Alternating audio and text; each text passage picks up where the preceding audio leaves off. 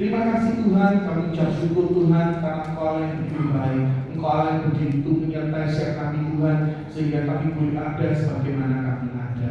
Saat ini Engkau Allah yang akan siap hati kami. Ampuni segala dosa perbuatan kami, baik yang kami lakukan dengan sengaja maupun tak sengaja, supaya kami boleh berkenan di hadapan-Mu, terlebih lagi boleh memuliakan nama-Mu Tuhan. Saat ini Engkau proteksi segala kehidupan kami, keluarga kami, segala apa yang kami miliki, yang kami tinggalkan, kami mau serahkan semuanya ke dalam tangan-Mu. Saat ini kami bersatu hati, jika ada kuasa kegelapan, roh jahat, kuasa kedagingan, segala roh yang tak berkenan di hadapan-Mu, yang ingin mengganggu persekutuan kami dengan Engkau. Saat ini kami bersatu hati, kami katakan hancurkan dia di dalam nama Tuhan Yesus Kristus.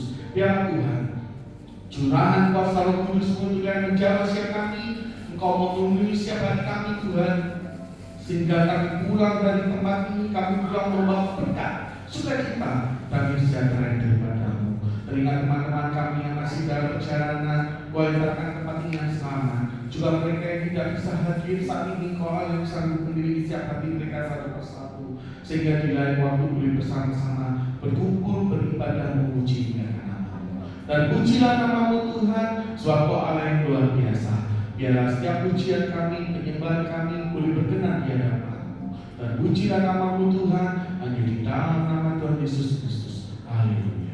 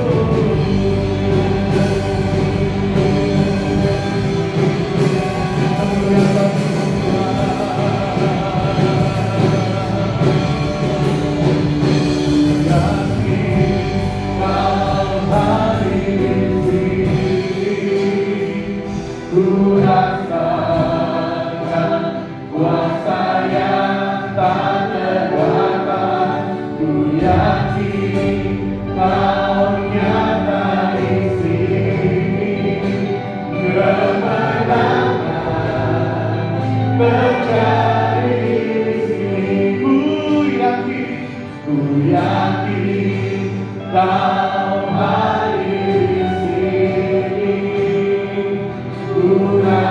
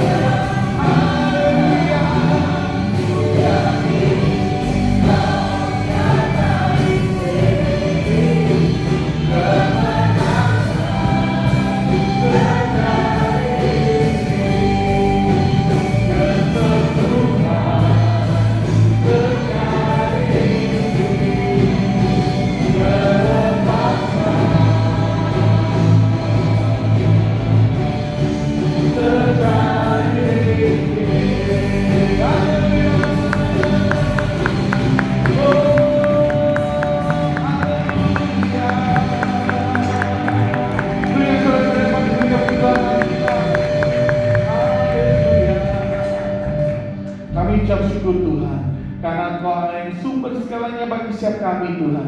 Dan kami percaya kami boleh raih kemenangan demi kemenangan Tuhan, karena Engkau bersama dengan setiap kami Tuhan. Terpujilah nama-Mu Tuhan. Hanya di dalam nama Tuhan Yesus Kristus yang percaya bersama-sama katakan iman. Amin. Berikan sorak-sorai yang paling meriah Tuhan kita. Haleluya.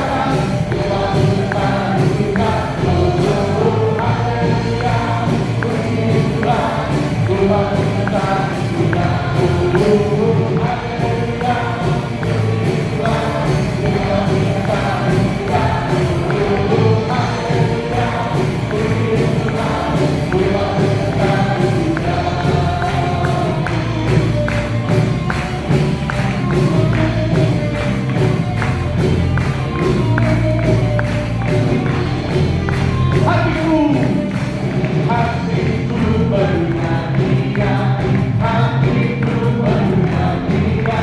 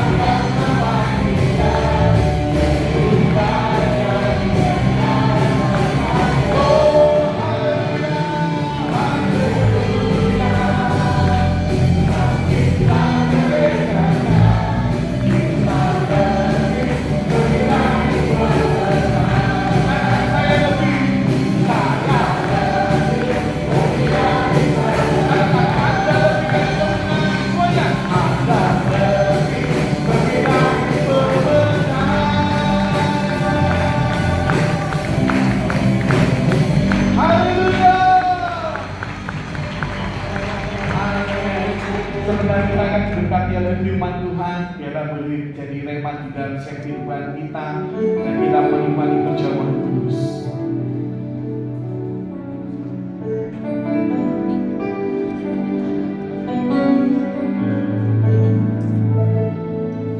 Sudahkah kita siap sedia menghadapi datangnya Yesus kelak kembali untuk menangkan kita semua yang sungguh-sungguh berharap padanya. Sekali lagi, sudahkah kita siap sedia menghadapi datangnya Yesus telah kembali untuk mengangkat kita semua yang sungguh-sungguh berharap padanya. Mari kita sembah Yesus, biarlah di hadapan kemuliaan yang dulu. Selama waktu ini masih ada, kita bernafas di dalam dunia. Sudahkah kita siap? Sudahkah kita siap sedia? Saya persilakan pada datangnya Yesus telah kembali untuk menangkan kita semua yang sungguh-sungguh berharap padanya. Sudahkah? Sudahkah kita siap sedia menghadapi datangnya Yesus telah kembali untuk menangkan kita semua yang sungguh-sungguh berharap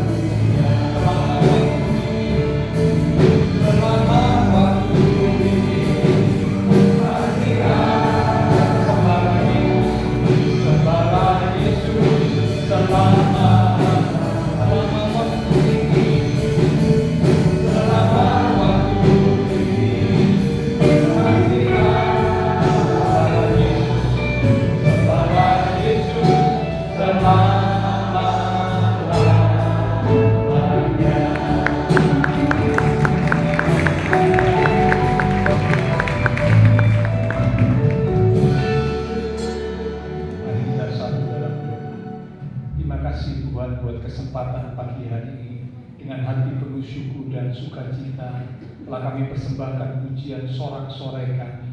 Kami percaya setiap pujian yang kami sampaikan boleh menyenangkan hati Tuhan.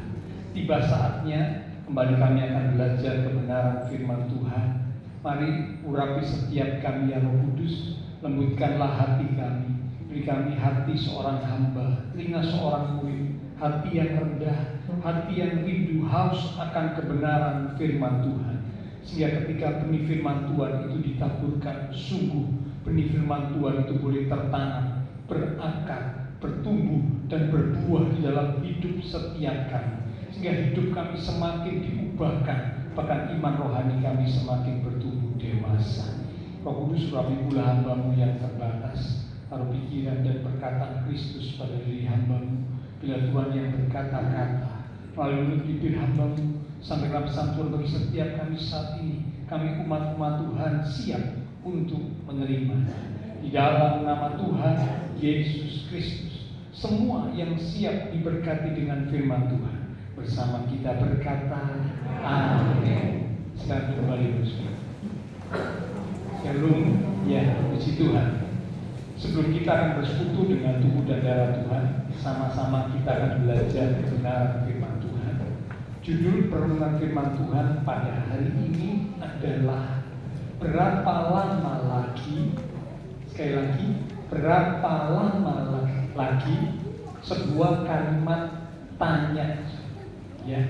Nah, buat adik-adik, ya, kalau memungkinkan di sebelah ada sekolah minggu, ya, Rahel Kids, mungkin bisa ikut sama-sama ibadah Rahel Kids di gedung sebelah. Terima kasih.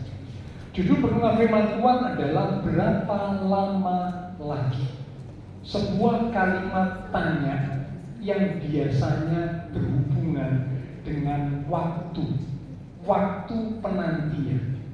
Kalau kita menanti atau menunggu, ya, entah itu menunggu giliran, menunggu seseorang, ya, ataupun menunggu saat-saat tertentu, biasanya itu dalam hati dan pikiran kita itu muncul kalimat ini, berapa lama lagi? Kalau dalam bahasa Surabaya itu biasanya piro suwe meneh, gitu ya, piro suwe lagi. Apa masih suwe? Apa masih lama? Berapa lama lagi? Nah, ini biasanya hal yang sering muncul dalam pikiran kita ketika kita menunggu atau menanti. Nah, di Alkitab ternyata ada kalimat yang serupa dituliskan dan disampaikan oleh seorang nabi yang bernama Habakuk. Ya, kita akan lihat Habakuk pasal yang pertama di ayat yang kedua sampai dengan ayat yang ketiga. Habakuk pasal yang pertama di ayat yang kedua sampai dengan ayat yang ketiga. Judul perikopnya, keluhan nabi karena ketidaksetiaan. Demikian firman Tuhan. Berapa lama lagi? Nah, ini muncul ya kalimat judul perenungan firman Tuhan. Berapa lama lagi Tuhan aku berteriak, tetapi tidak kau dengar. Aku berseru kepadamu penindasan, tetapi tidak kau tolong. Mengapa engkau memperlihatkan kepadaku kejahatan, sehingga aku memandang kelaliman? Ya, aniaya dan kekerasan ada di depan mataku, perbantahan dan pertikaian terjadi. Amin. Bapak Ibu kasih sekat kitab Habakuk, karena kita akan lihat dan belajar dari kitab Habakuk. Habakuk adalah seorang nabi yang dipakai oleh Tuhan, ya. Dan kitab Habakuk itu merupakan kitab dalam Perjanjian Lama yang termasuk di dalam kitab nabi kecil. Ya, kalau Bapak Ibu Saudara pernah membaca atau mengetahui di Perjanjian Lama itu kitab nabi itu ada dua. Ada kitab nabi kecil dan ada kitab nabi besar. Tetapi pengertian besar dan kecil di sini bukan pengertian tentang berapa pentingnya nabi itu atau berapa penting peranan nabi itu, tidak. Sebutan besar dan kecil ditujukan untuk pasal yang ada di dalam kitab tersebut. Ya, jadi sekali lagi, kalau disebut kitab nabi besar, bukan berarti nabinya nabi yang besar, punya peranan yang besar. Tidak. Kalau disebut kitab nabi kecil, bukan berarti nabinya nabi yang kecil tidak punya peranan yang penting. Tidak juga. Besar dan kecil ini bukan menunjukkan peranan yang dimiliki oleh nabi tersebut, tetapi besar dan kecil itu menunjukkan kitab yang lebih panjang atau kitab yang lebih pendek. Itu yang membedakan. Ya, jadi sekali lagi jangan salah. Kata besar dan kecil bukan menunjukkan peranan dari seorang nabi, tetapi seberapa panjang kitab tersebut. Nah, nabi besar yang ada, kitab nabi besar yang ada dalam Perjanjian Lama itu ada 5: Yesaya, Yeremia, Ratapan, Yeskiel, Daniel. Ya, itu ada 5 kitab nabi besar di Perjanjian Lama: Yesaya, Yeremia, Ratapan, Yeskiel, Daniel. Nah, 5 kitab nabi besar ini kalau Bapak Ibu baca, itu kelima-limanya itu isinya cukup panjang. Ya. Nah, sedangkan kitab nabi kecil di Perjanjian Lama itu ada 12 kitab. Kalau kitab nabi besar ada 5, tetapi kitab nabi kecil itu ada 12 kitab. Apa saja? Mulai dari Hosea, Yoel, Amos, Obadja, Yunus, Mika, Nahum, Habakuk, Sefanya, Hagai, Sakaria, Maleaki. Tidak perlu dihafal, ya. Saya pun juga tidak hafal. Ya. Cuman jadi pengetahuan kita, sehingga kalau kita dengar tentang hal ini kita nggak bingung. Kok ada sebutan kitab nabi kecil? Kok ada sebutan kitab nabi besar di Perjanjian Lama? Oh, ternyata ini bedanya. Nah, 12 kitab nabi kecil kalau Bapak Ibu baca di Alkitab, ke-12-nya itu isinya itu pendek, pasalnya itu pendek. Bahkan ada yang cuma 1 pasal di Perjanjian Lama, kitab nabi kecil. Nah, Habakuk adalah salah satu dari kitab nabi kecil. Itu Habakuk. Di kitab Habakuk ini berbeda dengan banyak kitab nabi yang lainnya. Kalau kitab nabi yang lainnya pada umumnya berisi pesan Tuhan kepada Israel. Ya, seperti Yesaya, Yeremia, Hagai, ya, dan nabi-nabi yang lain. Itu kalau Bapak Ibu baca isinya itu pada umumnya adalah pesan Tuhan kepada Israel. Tetapi khusus kitab Habakuk, kalau Bapak Ibu baca ada 3 pasal. Kitab Habakuk ini lebih banyak berisi dialog, percakapan antara Nabi Habakuk dengan Tuhan. Jadi bukan berisi pesan dari Tuhan untuk Israel seperti kitab nabi yang lain, tidak. Tetapi kitab Habakuk justru lebih banyak berisi dialog. Dialog itu percakapan antara Nabi Habakuk dengan Tuhan. Yang ini saya sampaikan latar belakang dari kitab Habakuk supaya Bapak Ibu punya gambaran. Nanti kalau kita belajar kita bisa lebih mengerti. Ya. Nah, biasanya kalau orang tidak mengerti latar belakang sebuah kitab, nanti pada waktu membaca akan sulit untuk memahami. Bahkan ada kemungkinan salah menafsirkan karena Pak tidak mengerti latar belakang dari kitab tersebut. Ya, jadi sekali lagi kitab Habakuk salah satu kitab nabi kecil, disebut kitab nabi kecil karena isinya singkat, hanya 3 pasal, ya, ditulis oleh Habakuk, ya, seorang nabi Tuhan. Di mana kitab Habakuk berbeda dengan kitab nabi yang lain. Kitab Habakuk lebih banyak berisi dialog, percakapan antara Nabi Habakuk dengan Tuhan. Dialog, percakapan. Nah, waktu penulisan diperkirakan ditulis sekitar tahun 600 sebelum Masehi. Namanya di Perjanjian Lama, ya, pasti sebelum Masehi. Diperkirakan ditulis sekitar tahun 600 sebelum Masehi, menjelang kerajaan Yehuda atau kerajaan Israel dua suku diserang dan ditaklukkan oleh kerajaan Babel atau disebut juga bangsa Kasdi. Pada waktu Habakuk hidup, ya, lalu menuliskan kitab Habakuk ini, kerajaan Yehuda sedang mengalami kemerosotan moral, kemerosotan moral, kemerosotan rohani.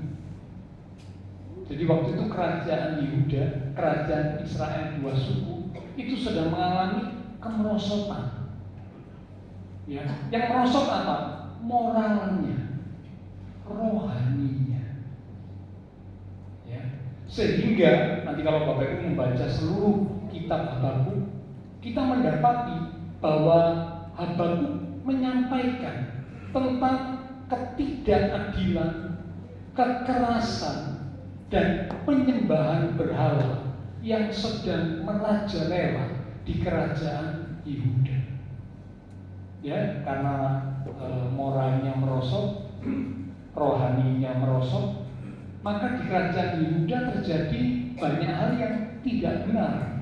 Seperti apa? Seperti ketidakadilan, kekerasan, penyembahan berhala. Semua itu merajalela di kerajaan Yehuda. Ya, itu situasi yang sedang terjadi pada waktu kitab Habakuk dituliskan, pada waktu Nabi Habakuk hidup. Ya, nah itu latar belakang dari kitab Habakuk.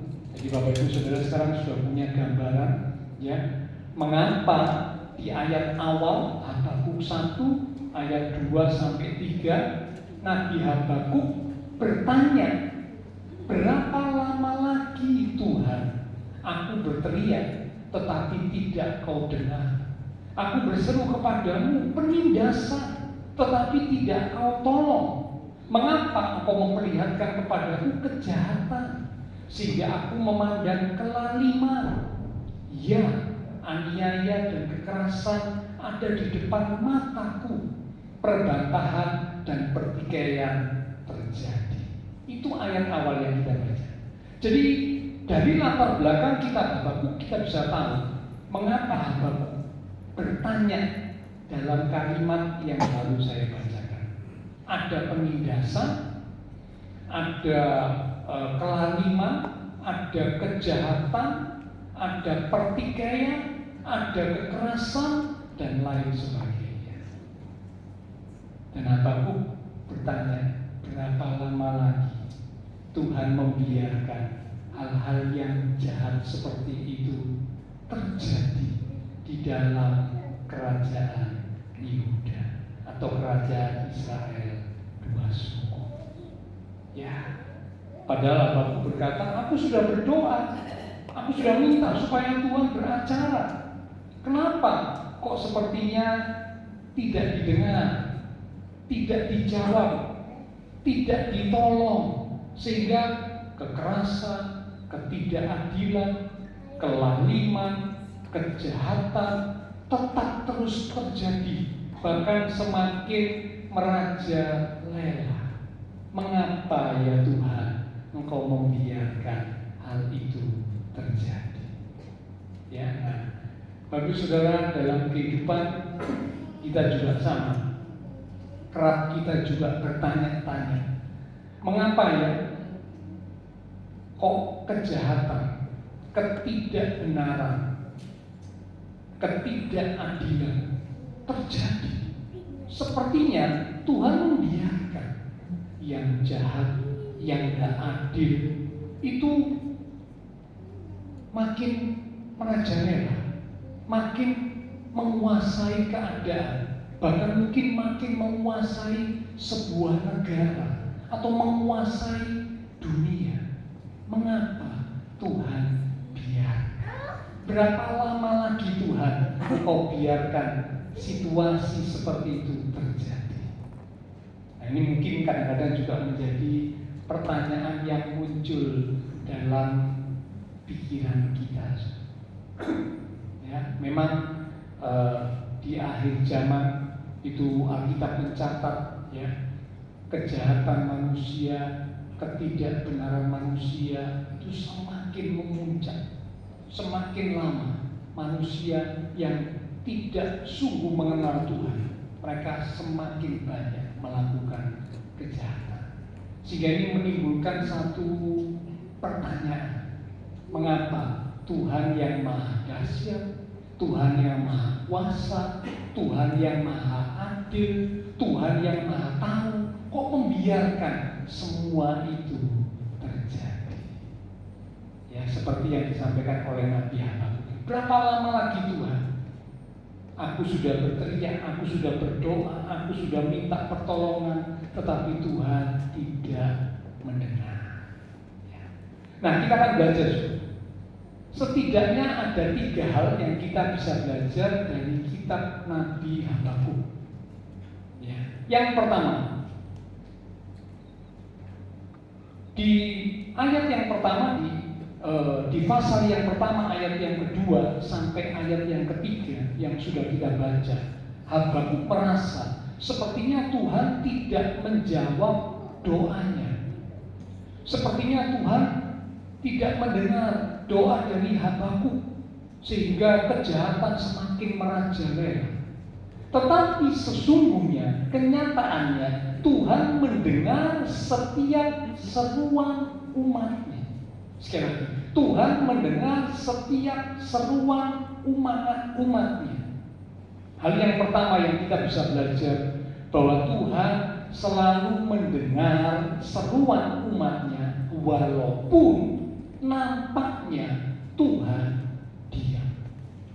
Sekali lagi ya, Tuhan selalu mendengar seruan umatnya, walaupun nampaknya Tuhan diam.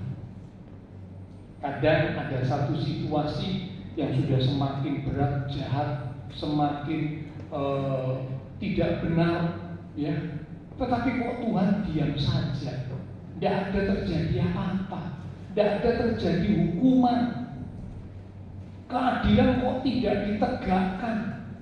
Yang tidak adil, yang tidak benar, malah semakin kuat, malah semakin merajalela. Kalau Bapak Ibu ingat di kitab Mazmur, Asaf pernah menyampaikan hal ini.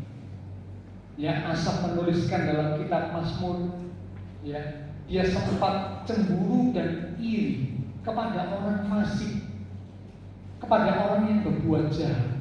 Mengapa? Mereka berbuat jahat, mereka berbuat fasik, tapi kok tidak alami apa-apa. Hidupnya enak, seger, sukses, berhasil, diberkati, semakin jaya, semakin gemuk, semakin segar. Padahal hidupnya jahat, fasik. Nah, ini menimbulkan pertanyaan dalam hati Asaf, sehingga dia berkata, aku sempat iri, aku sempat cemburu kepada orang-orang fasik.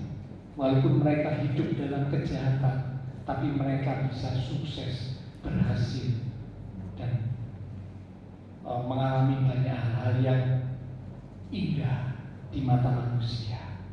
Sementara aku, umat Tuhan yang belajar hidup benar, kok semakin sulit.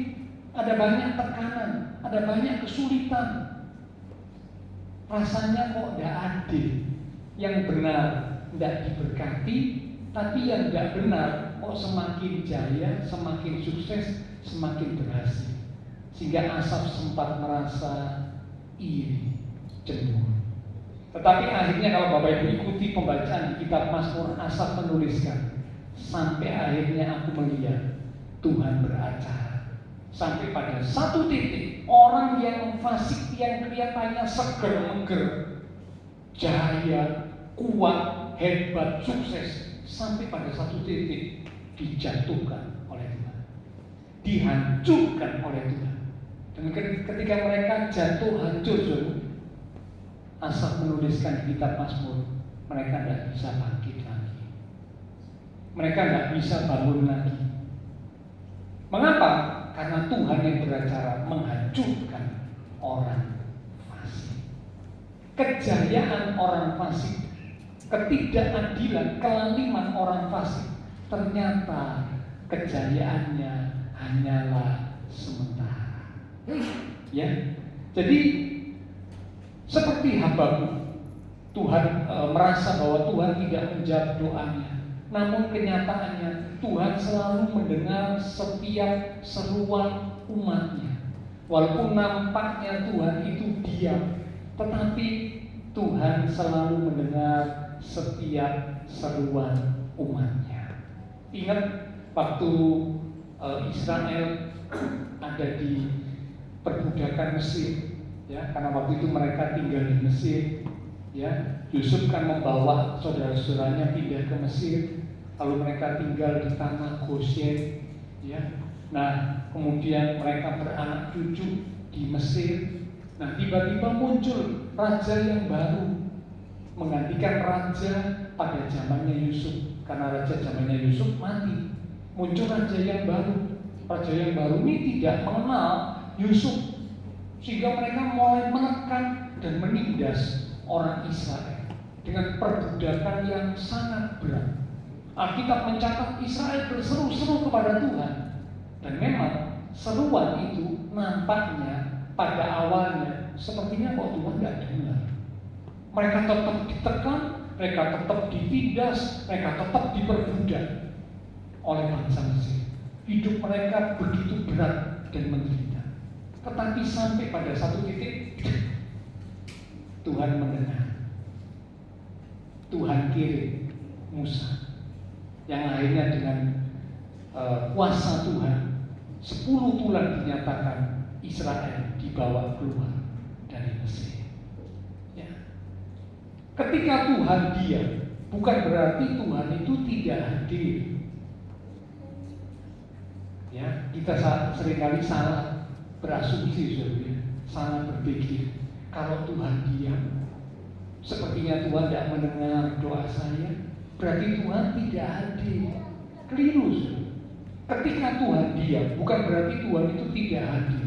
Tuhan tetap bekerja di balik layar, sekalipun kita belum melihat hasilnya. Seperti benih yang ditanam. Ketika benih itu ditanam, benih itu tidak langsung memberikan hasil. Enggak. Benih yang ditabur dan ditanam selama beberapa waktu, mungkin beberapa minggu atau beberapa bulan, tidak terlihat apa-apa di permukaan tanah. Tidak ada kelihatan apa-apa. Benih yang ditabur, benih yang ditanam itu sepertinya tidak ada hasilnya. Ya, tidak ada pertumbuhan, sepertinya begitu.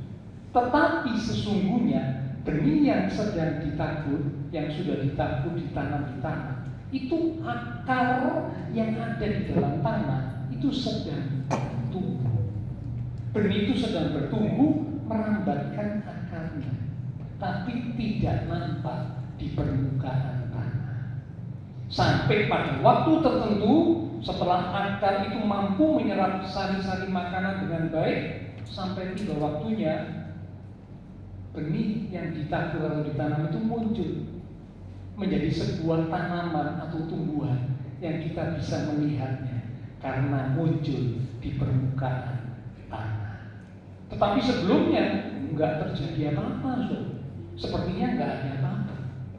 Demikianlah dalam kehidupan ini. Ketika kita berseru kepada Tuhan, seperti Habakuk berseru, ya, sampai dia bertanya karena dia merasa seruannya kok tidak didengar oleh Tuhan. Berapa lama lagi Tuhan Kau biarkan kejahatan, ketidakbenaran, kelaliman, ketidakadilan terjadi dan semakin merajalela di kerajaan Yehuda ini? Habakuk merasa Tuhan tidak mendengar dan menjawab doanya. Namun kenyataannya sesungguhnya Tuhan sedang bekerja di balik layar ketika kita belum melihat hasilnya. Ketika Tuhan diam, bukan berarti Tuhan tidak hadir, tetapi ada sebuah proses kerja yang sedang Tuhan kerjakan. Dan justru di saat seperti inilah Tuhan inginkan iman umat Tuhan itu bertumbuh. Justru pada masa penantian iman itu bisa bertumbuh. Kalau tidak ada penantian, iman umat Tuhan tidak bisa bertumbuh. Contoh, begitu kita berdoa, Tuhan langsung memberi. Begitu kita minta, Tuhan langsung memberi. Saya percaya umat Tuhan yang seperti ini, imannya itu tipis. Imannya itu tidak ada. Karena apa? Begitu minta langsung dapat. Begitu berdoa langsung dapat. Tidak punya iman. Dan begitu minta langsung dapat kok. Tidak ada penantian, tidak ada iman. Karena apa? Iman baru muncul kalau ada ketekunan di dalam penantian. Kalau tidak ada ketekunan dalam penantian, iman itu tidak bertumbuh. Jadi Bapak Saudara, justru dalam masa penantian seperti yang dialami oleh Nabi Habakuk, iman umat Tuhan semakin bertumbuh. Ya, jadi ini hal yang pertama yang kita bisa belajar, bahwa Tuhan mendengar seruan umatnya, walaupun nampaknya Tuhan itu diam, walaupun nampaknya sedang tidak terjadi apa-apa, tetapi Tuhan mendengar seruan umatnya. Ini yang pertama yang kita bisa lihat. Yang kedua, di Habakuk pasal yang kedua, di ayat yang ketiga, mari kita lihat. Habakuk pasal 2 di ayat yang ketiga. Sebab penglihatan itu masih menanti saatnya, tetapi ia bersegera menuju kesudahannya dengan tidak menipu. Apabila berlambat-lambat, nantikanlah itu. Sebab itu sungguh-sungguh akan datang dan tidak akan bertanggung. Saya ulang ya, sudah perhatikan kalimat demi kalimat. Sebab penglihatan itu masih menanti saatnya. Jadi ada saat menunggu, saat menanti. Tetapi ia atau penglihatan itu bersegera menuju kesudahannya dengan tidak menipu. Artinya segera akan digenapi, segera akan terjadi. Apabila berlambat-lambat itu maksudnya terkesan sepertinya kok lama gitu ya. Nantikanlah itu. Kalau kelihatannya kok lama, dikatakan nantikanlah itu. Sebab itu sungguh-sungguh, penglihatan itu sungguh-sungguh akan datang dan tidak akan bertanggung. Yang kedua, kita bisa belajar dari kitab Nabi Habakuk. Yang kedua, bahwa Tuhan selalu bekerja menurut waktu Tuhan. Sekali lagi, Tuhan selalu bekerja menurut waktu Tuhan, waktunya Tuhan. Seringkali umat Tuhan selalu menginginkan jawaban itu segera. Itu kan waktu kita, itu kan mau kita, itu kan kalender kita. Ya, kalau mau kita, waktu kita, kalender kita, begitu berdoa segera langsung dijawab. Itu mau kita, itu waktu kita, itu kalender kita. Tetapi sesungguhnya Tuhan bekerja bukan pada waktu kita,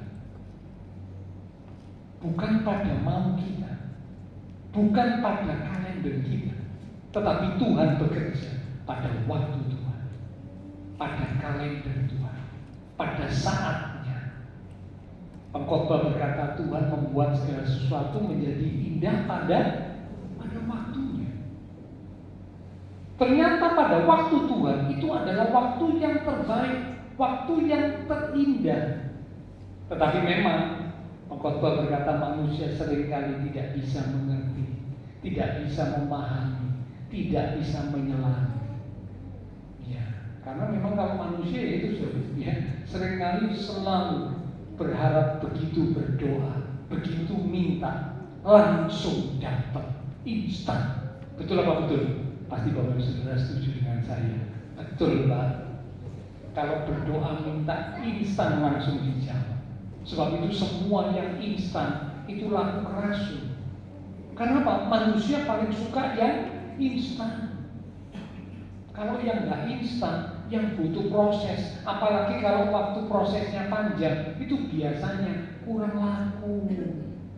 Kurang banyak orang yang suka. Karena apa?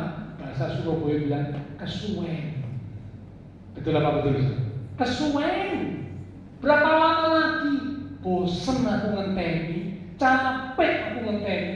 Mbok yang dan mari dan beres. Kan enak gitu. Manusia seringkali begitu. Bahkan umat Tuhan juga kadang-kadang terbawa pemikiran seperti itu. Tapi saya berdoa biarlah lewat kebenaran firman Tuhan pada pagi hari ini, Bapak Ibu Saudara saya belajar untuk mengerti bahwa Tuhan selalu bekerja pada waktunya Tuhan. Sebuah pujian berkata, waktu Tuhan bukan waktu kita. Nah, ingat itu ya. Jadi waktu Tuhan dan waktu kita itu tidak sama. Kalender Tuhan dengan kalender kita itu tidak sama. Jadi kalau waktu kita minta dan mengharapkan sesuatu segera terjadi, ternyata Tuhan belum memberikan, jangan kecewa. Karena waktu Tuhan, kalender Tuhan dengan waktu kita, kalender kita tidak sama.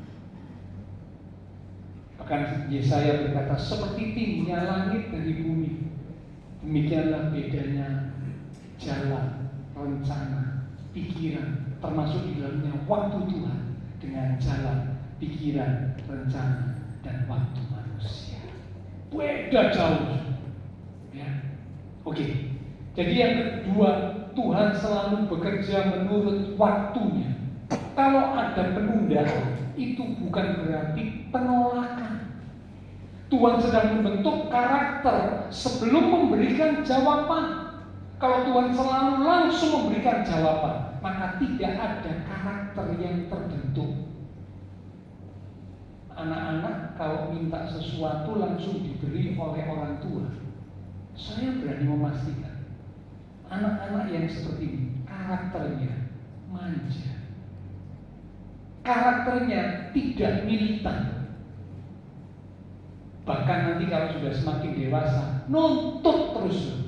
Karena sudah dibiasakan dari kecil minta, kasih, minta, kasih, nangis, kasih, golong-golong nangis di lantai, kasih. Ini anak yang manja. Tidak percaya boleh dicoba. Boleh dicoba kalau tidak percaya. Tapi kalau nanti anak sudah bertumbuh dewasa jadi anak yang manja, karakternya buruk, ya tanggung sendiri soalnya. Ya.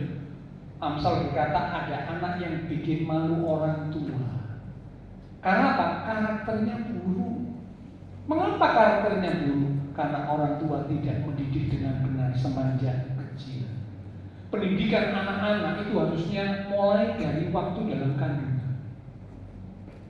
Bukan cuma batita, dalam kandungan itu sudah mulai dididik. Apa yang diucapkan oleh orang tua, apa yang dilakukan oleh orang tua, apa yang dipikirkan oleh orang tua, itu mempengaruhi pertumbuhan dan perkembangan janin. Kalau orang tua, khususnya ibunya itu stres berat, saya percaya anak yang lahir itu akan menjadi anak yang tidak memiliki keadaan sebagaimana mestinya. Anak yang tertolak, anak yang terbuang, anak yang kesepian, anak yang merasa tidak punya percaya diri dan sebagainya. Mengapa? Ibunya stres waktu hamil. Tapi kalau ibunya penuh dengan sukacita, ibunya suka dekat Tuhan, ibunya suka mendengarkan puji-pujian memuliakan Tuhan, ibunya mengucapkan perkataan firman Tuhan, saya percaya anak yang lahir itu akan jadi anak yang bukan hanya pandai, tetapi punya karakter, punya kemampuan untuk melakukan ya yang benar. Tetap harus dididik ya, tetapi dididik yang benar itu lebih mudah daripada ibu yang mengandung stres. Ini survei membuktikan. Ya, jadi kalau ibu-ibu mengandung, ya perhatikan. Karena saat kita atau ibu itu mengandung, itu sangat mempengaruhi pertumbuhan janin yang ada dalam kandungan. Bagaimana keadaan sang ibu itu akan sangat mempengaruhi pertumbuhan janin. Jadi anak perlu dididik. Oke, nah kita kembali. Tuhan ketika menunda untuk memberikan sesuatu, itu bukan berarti menolak memberikan, tetapi Tuhan sedang membentuk karakter seseorang sebelum memberikan jawaban atas apa yang diminta oleh orang tersebut.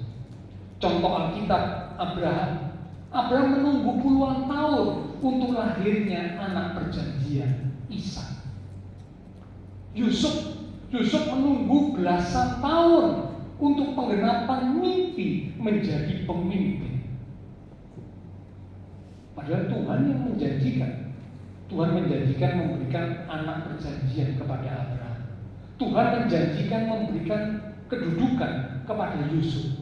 Tetapi ternyata sekalipun itu janji Tuhan, tidak langsung terjadi, tidak instan terjadi. Ada proses, ada penantian. Tapi percayalah, waktu Tuhan itu selalu tepat. Karena Tuhan tidak pernah terlambat, namun Tuhan juga tidak pernah terlalu cepat. Ia membuat segala sesuatu menjadi indah pada waktunya. Ya, jadi yang kedua, kita bisa belajar bahwa Tuhan selalu bekerja menurut waktunya. Yang ketiga, yang terakhir, kita buka kembali dalam kitab Habakuk pada pasal yang kedua. Habakuk pasal yang kedua di ayat yang keempat. Sesungguhnya orang yang membusungkan dada tidak lurus hatinya. Orang yang membusungkan dada itu bicara tentang orang yang sombong, ya, merasa diri hebat. Itu hatinya pasti dikatakan tidak lurus, tidak benar, ya. Tetapi perhatikan kalimat berikut ini, orang yang benar itu akan hidup oleh percayanya. Sekali lagi, orang yang benar itu akan hidup oleh percayanya. Yang ketiga, kita bisa belajar bahwa Tuhan memanggil kita jadi umat Tuhan supaya kita tetap percaya sampai akhir. Sekali lagi, Tuhan memanggil kita untuk tetap percaya sampai akhir. Itulah sebabnya di ayat 4 dari Habakuk 2 dikatakan orang yang benar itu akan hidup oleh percayanya. Hal yang serupa itu dikutip oleh Rasul Paulus. Ya, kalau Bapak Ibu pernah membaca di kitab Roma pasal yang pertama, kalau nggak salah ayat 16 atau 17 itu dikatakan orang benar akan hidup oleh iman.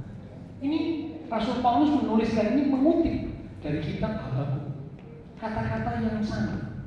Ya, orang yang benar akan hidup oleh percayanya. Rasul Paulus berkata orang yang benar akan hidup oleh iman. Roma pertama berkata demikian. Ya, kita bisa tahu di sini bahwa Allah tidak memberi Habakuk jadwal kapan penderitaan akan berakhir. Jadi Allah tidak memberitahu, mungkin kalau Habakuk dipanggil Kuk gitu ya, Kuk, nanti ini penderitaan ini akan berakhir bulan depan, atau penderitaan ini akan berakhir minggu depan. Enggak. Kalau Bapak Ibu nanti baca Habakuk tidak diberitahu. Sekalipun dia bertanya berapa lama lagi Tuhan, tapi ternyata Tuhan tidak menjawab dengan memberitahu jadwal kapan penderitaan akan berakhir. Tidak diberitahu. Sebaliknya Tuhan justru memanggil Habakuk dan memberitahu untuk hidup di dalam iman. Karena Pak, orang yang benar akan hidup karena iman. Allah menginginkan fokus dari Habakuk berubah dari pertanyaan berapa lama lagi menjadi iman, kepercayaan kepercayaan yang sungguh kepada Tuhan. Sekali lagi ya, Allah menginginkan fokus dari Habakuk berubah. Dari pertanyaan berapa lama lagi Tuhan, berubah menjadi kepercayaan iman yang sungguh kepada Tuhan.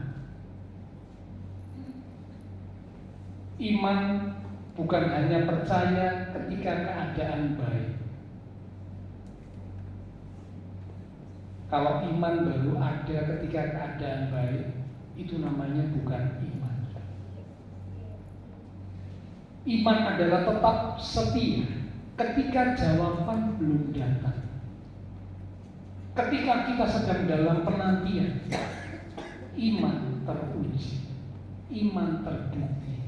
Apakah kita tetap percaya?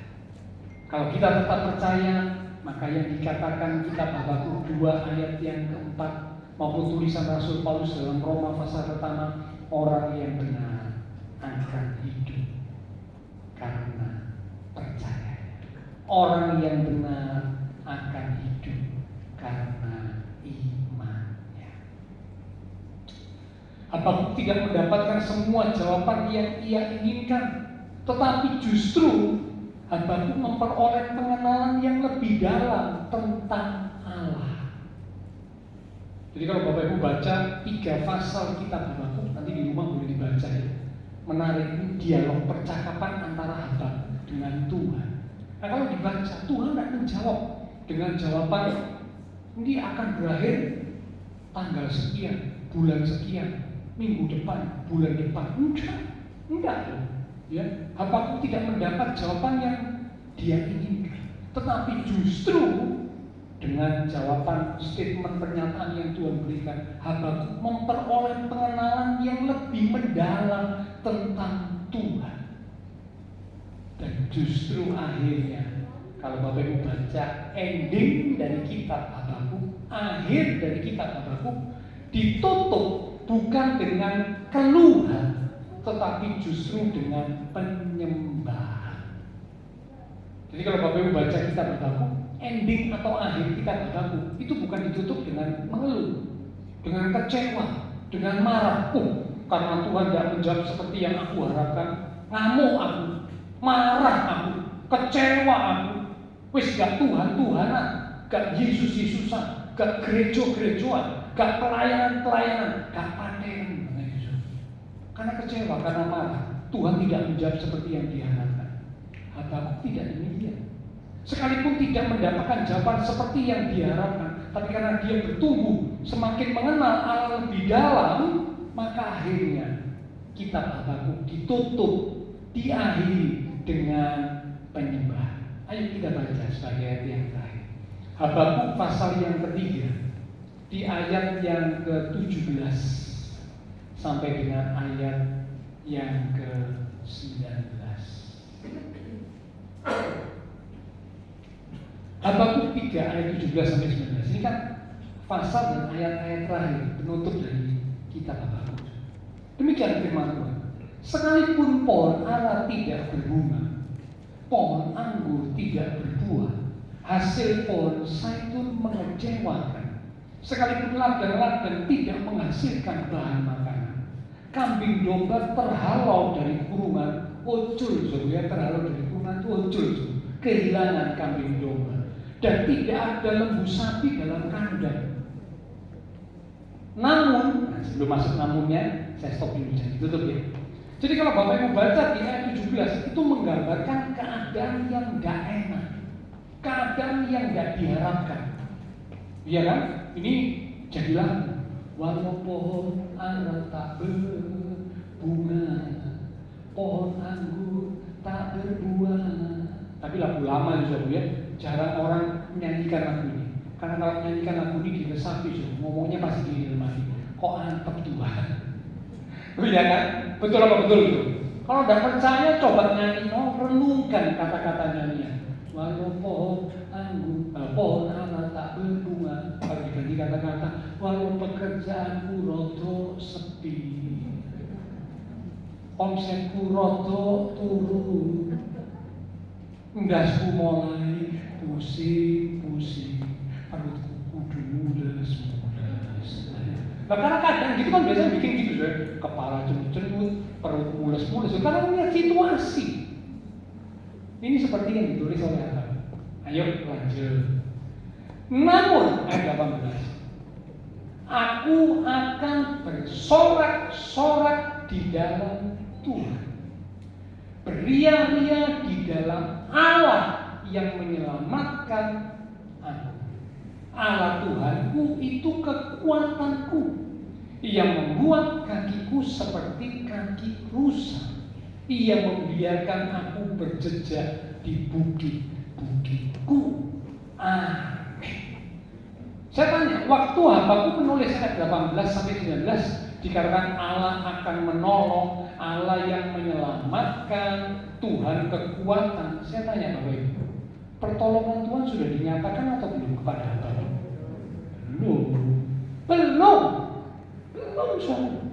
Belum. Tetapi ketika Habakuk bertumbuh dalam iman, bertumbuh dalam pengenalan akan Tuhan, maka Habakuk bisa membuat statement yang luar biasa. Aku akan bersorak-sorak dalam Tuhan. Padahal pohon ara tidak berbunga, pohon anggur tidak berbuah, pohon zaitun mengecewakan, kambing domba terhalau, ladang-ladang tidak menghasilkan, lembu sapi tidak ada, kerjaan sepi, omset turun, kesehatan terganggu, keluarga lagi ada masalah. Bisa nggak kita ngomong seperti yang Habakuk ngomong di ayat 18? Namun aku akan bersorak-sorak di dalam Tuhan. Wah, ini transformasi besar, ya, transformasi rohani yang sangat besar dialami oleh Habakuk. Dari pertanyaan berapa lama lagi berubah menjadi aku akan tetap bersukacita dan bersorak-sorai di dalam Tuhan. Saya berdoa kiranya Bapak Ibu Saudara saya belajar dari firman. Gak gampang Pak, memang benar gak gampang. Gak gampang. Kalau situasi sulit, situasi sukar, kita mulai berpikir dan bertanya, piro suwe lagi Tuhan? Berapa lama lagi dalam keadaan kayak gini Tuhan? Tapi kalau kita bertumbuh dalam iman, karena tadi dikatakan orang benar akan hidup karena percaya. Kalau kita bertumbuh dalam iman, maka kita bisa berkata seperti yang Habakuk ucapkan. Aku akan bersukacita, bersorak-sorai di dalam Tuhan. Ia menyelamatkan aku, Ia penolong, Ia sumber kekuatan. Amin. Kita akan datang kepada Tuhan. Silakan kalian ibadah dan kalian berjalan kudus. Kita responi firman Tuhan yang sudah kita terima. Bila kau izinkan sesuatu terjadi,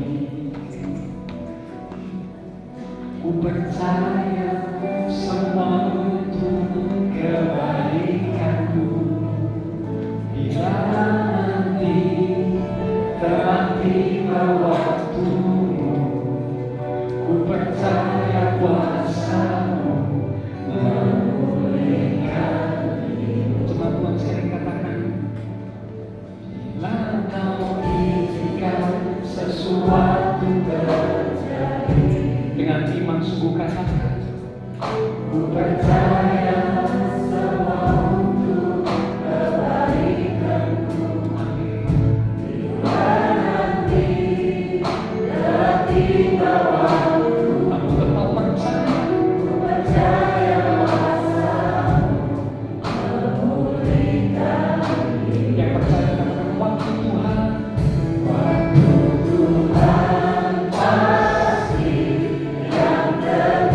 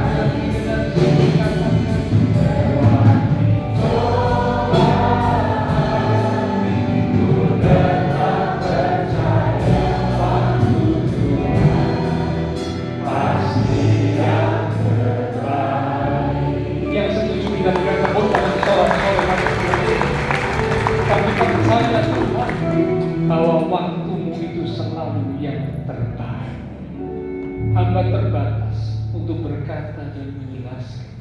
Tapi Roh Kudus, Engkau yang akan terus mengingatkan firman yang sudah kami terima. Sehingga mungkin pertanyaan-pertanyaan yang belum terjawab hingga hari ini, pertanyaan seperti berapa lama lagi Tuhan aku harus ada dalam situasi seperti ini, mungkin sampai hari ini pertanyaan itu belum terjawab. Tetapi kami mau mempercayai Engkau Tuhan, karena Engkau Tuhan yang tetap bekerja sekalipun nampaknya tidak terjadi apa-apa. Karena Tuhan sedang membentuk hidup kami, Tuhan sedang memproses hidup kami melalui berbagai macam hal yang terjadi dalam hidup kami. Ujungnya, akhirnya pasti mendatangkan kebaikan buat kami. Iman kami semakin dikuatkan, iman kami semakin bertumbuh, iman kami semakin dewasa. Karena firman Tuhan berkata, orang benar akan hidup karena percayanya, karena imannya. Terima kasih Tuhan, terima kasih. Firman Tuhan termeterai dalam hidup kami. Bukan hanya sekedar kami tahu dan mengerti, tetapi kami mempraktekkannya. Sebentar kami akan bersekutu dengan tubuh dan darah Tuhan dalam perjamuan kudus. Sebelum kami bersekutu dengan tubuh dan darah Tuhan, kami introspeksi diri kami. Jika ada dosa, kesalahan, pelanggaran yang sudah kami lakukan, baik lewat pikiran kami, perkataan kami, perbuatan kami yang tidak sesuai dengan kehendak Tuhan, pagi ini sebelum kami bersekutu dengan tubuh dan darah Tuhan, kami datang merendahkan diri di hadapan Tuhan. Kami mohon pengampunan-Mu Tuhan. Ampuni segala dosa kesalahan yang sudah kami lakukan, yang sudah kami katakan, yang sudah kami ucapkan, yang sudah kami pikirkan, yang tidak sesuai dengan kehendak-Mu. Ampuni kami Tuhan. Ampuni kami Tuhan. Kami percaya ketika kami mohon pengampunan dengan penuh kesungguhan, dengan sikap yang benar di hadapan Tuhan, Engkau berjanji mengampuni kami dan menyucikan kami dari segala dosa pelanggaran kami, sehingga kami dikuduskan, dilayakkan untuk sebentar kami akan bersekutu dengan tubuh dan darah Tuhan yang kudus. Tuhan memberkati roti dan anggur yang akan kami terima. Sungguh kami merindukan kami bersekutu dengan tubuh dan darah Tuhan pada pagi hari ini. Iman setiap kami semakin diteguhkan, karena firman-Mu sekali lagi berkata, orang benar akan hidup karena iman percaya. Urapi setiap hamba-hamba-Mu yang akan melayani dengan hati yang siap. Kami akan menerima tubuh dan darah Tuhan yang kudus. Dalam nama Tuhan Yesus Kristus kami sudah berdoa. Amin. Sementara tubuh dan darah Tuhan akan dibagikan oleh para pelayan perjamuan kudus. Nanti bagi saudara yang sudah menerima tubuh dan darah Tuhan, silakan bangkit berdiri. Dipersiapkan dibuka, baca ayat firman Tuhan, kiranya jadi rema buat kita. Setelah selesai berdoa, mohon jangan dibuang langsung ke tempat sampah, dipegang dulu supaya tidak mengganggu jalannya waktu doa. Setelah doa amin, lalu kita buang ke tempat sampah. Terima kasih. Silakan pelayan perjamuan kudus. Lewat satu pujian kita katakan, hanya Kau Tuhan hidup.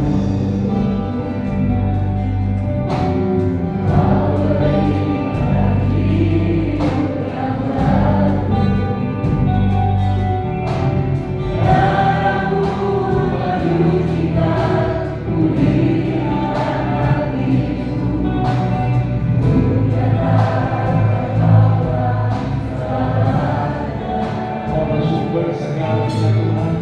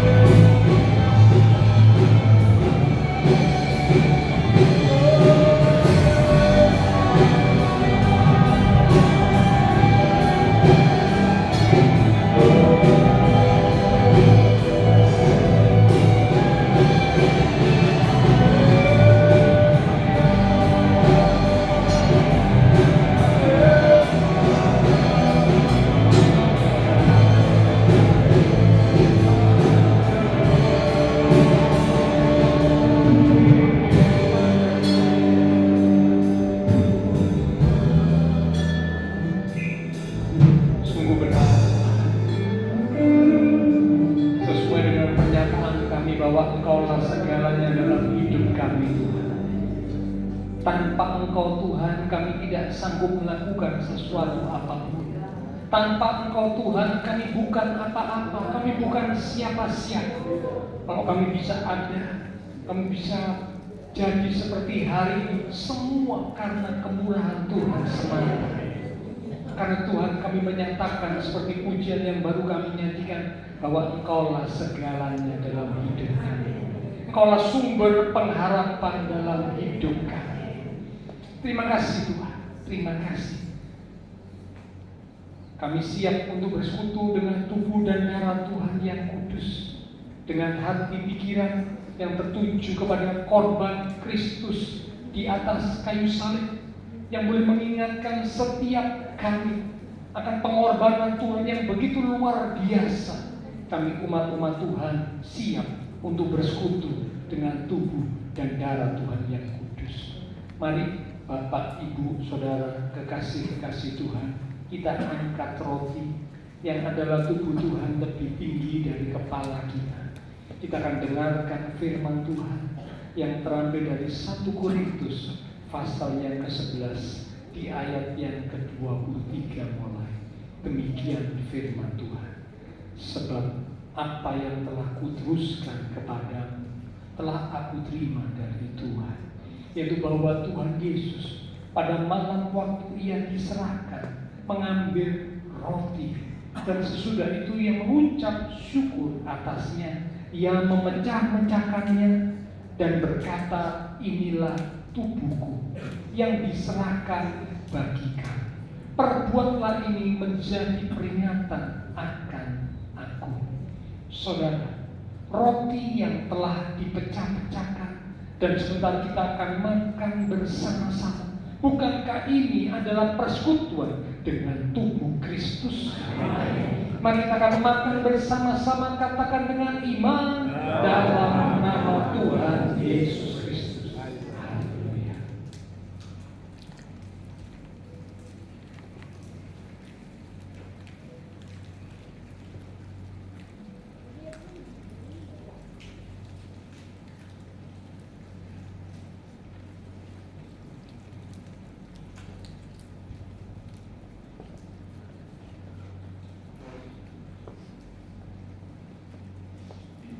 Terima kasih Tuhan.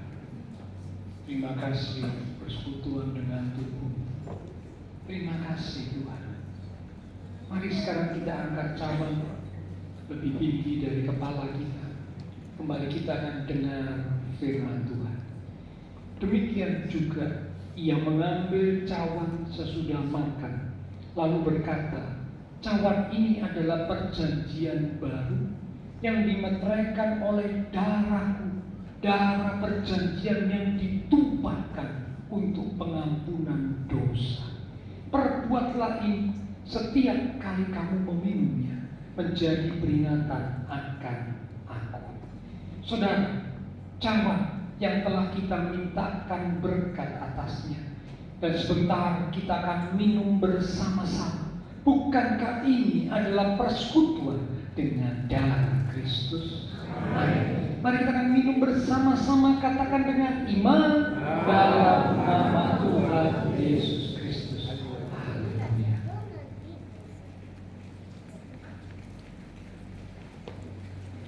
Mari naikkan syukur kepada Tuhan. Terima kasih Tuhan, kami bersyukur.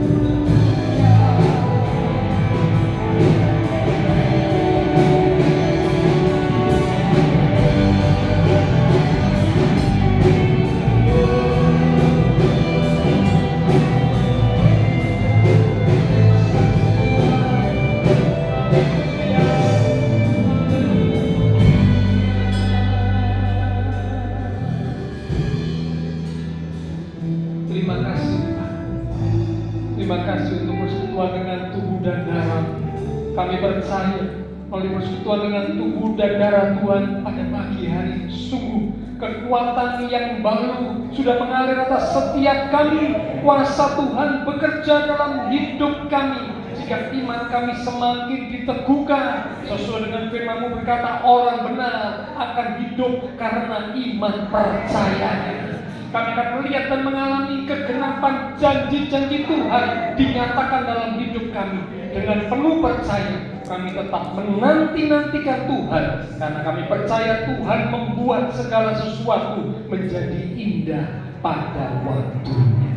Terima kasih Tuhan. Hamba berdoa Engkau memberkati setiap umat-umat-Mu ya Tuhan, diberkati iman rohani, diberkati keluarga rumah tangga, diberkati usaha pekerjaan, diberkati studi sekolah, diberkati kesehatan kami, bahkan diberkati masa depan kami ada di dalam tangan Tuhan yang berjanji menyediakan masa depan yang indah penuh dengan pengharapan.